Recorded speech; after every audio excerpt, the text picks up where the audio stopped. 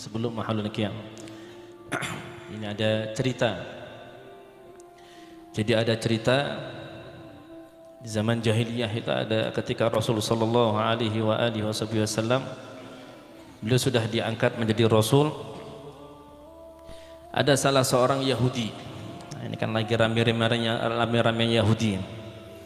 Ada seorang Yahudi yang kaya raya. Saking kayanya, dia ini punya rumah, kemudian tetangga-tetangganya itu ratusan rumah dipagari, dibenteng. Dia bikin benteng sendiri khusus untuk orang-orang Yahudi. Namanya Yahudi ini adalah Abu Rafi'.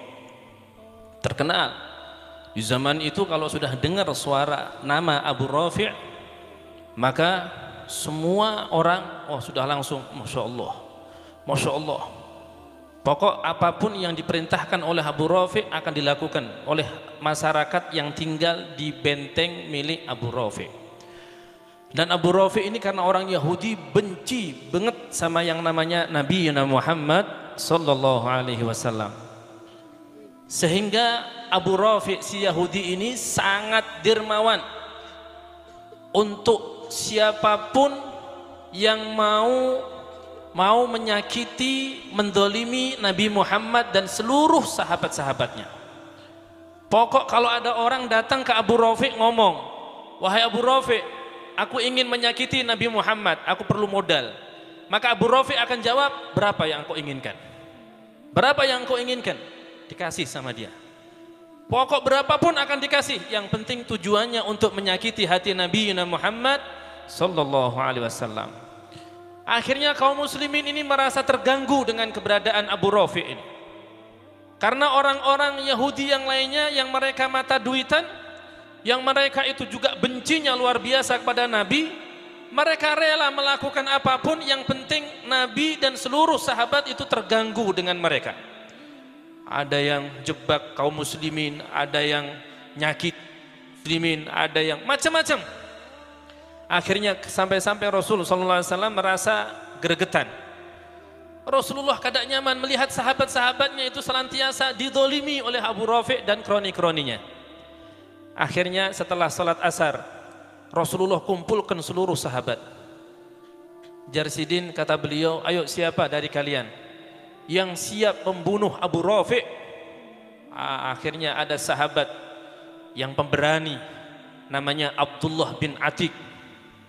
Abdullah bin Atik ini langsung angkat tangan, ana ya Rasulullah, ana qatilu Abu Rafi', aku yang akan bunuh Abu Rafi'. Rasulullah langsung senyum melihat semangat yang ada pada Sayyidina Abdullah bin Atik. Akhirnya ya sudah, bismillah, bismillah, didoakan sama Nabi, berangkat. Karena ini Abu Rafi' nggak pernah keluar benteng rumahnya. Ini sekampungan dikuasai sama Abu Rafi'. Abu Rafi' nggak pernah keluar. Ini Abdullah bin Atik, Sayyidina Abdullah ini bingung, kayak apa aku bisa membunuh ini Abu Rafi'? Sedangkan bentengnya kayak itu, bentengnya lebih tinggi, bentengnya adalah benteng yang paling tinggi yang ada di daerah situ. Nggak ada orang yang bisa masuk ke benteng itu kecuali lewat pintu. Kalau lewat selain pintu nggak memungkinkan. Apalagi orang sekampungan itu adalah anak buahnya Abu Rafi', khusus ini perkampungan orang Yahudi. Gak mungkin ini bisa. Akhirnya Sayyidina Abdullah bin Atik nunggu-nunggu, sehari gak ada celah, 2 hari gak ada celah lagi. Akhirnya beberapa hari ditunggu.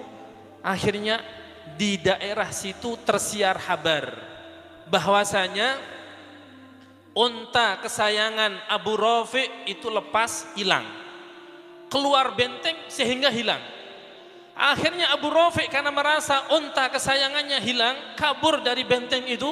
Akhirnya kata Abu Rafi', ayo siapa dari kalian yang bisa menemukan untaku, aku kasih hadiah berapapun yang akan kalian minta. Orang sekampungan hilang semuanya. Orang sekampungan pada keluar dari benteng. Akhirnya kata Sayyidina Abdullah bin Atik, nah ini kesempatan. Akhirnya Sayyidina Abdullah masuklah dia. Ketika semua orang-orang Yahudi yang ada di bentengnya siapa Abu Rafi' ini keluar semuanya, akhirnya Sayyidina Abdullah bin Atik masuk, melihat rumahnya Abu Rafi ini udah gregetan ini. Pokok mati engkau. Mati inti. Pokok mati inti. Hari ini harus mati inti. Panas ini. Sayyidina Abdullah bin Atik dengan pedangnya dia pelan-pelan. Akhirnya masih ada beberapa orang di situ. Para perempuan-perempuan, anak-anak kecil, kemudian orang-orang tua. Karena saat itu ketahuan siapa penduduk yang ada di benteng itu, siapa yang bukan. Akhirnya sembunyi-sembunyi ini Sayyidina Abdullah. Sampai-sampai beliau diriwayatkan Sayyidina Abdullah bin Atik ini sembunyi di kandang keledai di salah satu rumah warga yang ada di situ. Subhanallah, karena orang di hatinya ada cinta kepada Nabi Muhammad. Sampai-sampai keledai itu melihat orang asing ini diem. Jadi malah kalau misalkan ini bisa senyum-senyum ini keledai ini. Ya, gimana keledai senyum? Jadi ini keledai ini diem. Diem nggak ngomong apa-apa. Karena melihat orang yang di hadapannya ini adalah orang yang akan menyenangkan hati Nabi Muhammad. Yang ada di depannya ini adalah orang yang di hatinya ada cinta kepada Nabi Muhammad. Sehingga keledai ini malah terkesan melindungi. Sampai-sampai ketika ada seorang perempuan hendak melihat keledai ini, maka keledai ini menunjukkan sesuatu yang sekiranya orang yang punya keledai ini langsung tidur, bergaya tidur. Seolah-olah kayak tidur. Akhirnya ini orang langsung pergi. Nah, setelah orang ini pergi baru dia keluar. Ya. Dia keluar dan ini keledai diem bawa nggak ngomong apa-apa. Padahal keledai itu kalau melihat orang asing dia akan lari. Ya, keledai itu kayak gitu. Maka Sayyidina Abdullah bin Atik berhasil dia menemukan rumahnya ini siapa? Si Abu Rafi. Kemudian naiklah dia ke lantai 2 karena Abu Rafi terkenal. Karena dia ini orang sombong, orang congkak. Jadi dia ini tinggalnya di atas, kamarnya ada di atas. Ini yang penduduknya rata-rata semuanya, hampir semuanya keluar yang laki-laki. Termasuk penjaga rumahnya nggak ada. Akhirnya ini Sayyidina Abdullah bin Atik naik ke rumahnya Abu Rafi ke lantai yang kedua. Ternyata di situ gelap, hanya ada lilin kecil. Ada lilin kecil, nggak terlalu kelihatan. Akhirnya melihat, Abu Rafi tidur di situ.